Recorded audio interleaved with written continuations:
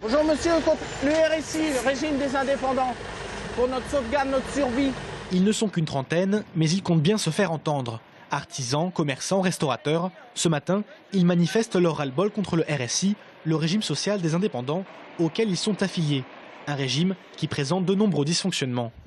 J'ai cotisé pendant 45 ans et d'après un bug informatique, je n'ai pas été reconnu pour toucher ma retraite. J'ai touché que des morceaux de retraite pendant 10 mois avec tous les dommages collatéraux que ça a engendré avec ma banque. Retard dans le versement des retraites, problème dans le remboursement des soins de santé, mais aussi montant des cotisations exorbitant.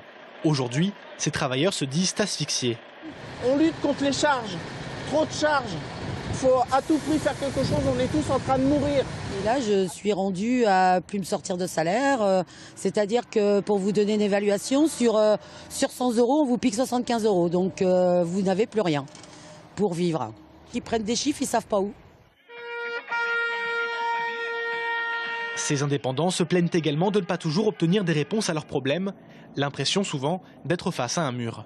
Ils se renvoient la balle, on n'arrive pas à les contacter, ça passe de là à l'autre, de bureau en bureau, on n'a pas de réponse, on doit nous rappeler, on ne nous rappelle jamais, quand on arrive à les contacter. Aujourd'hui, tous demandent une enquête parlementaire pour comprendre tous ces dysfonctionnements, mais aussi une réforme du régime. On réclame simplement un moratoire pour refaire un calcul plus logique et moins lourd surtout.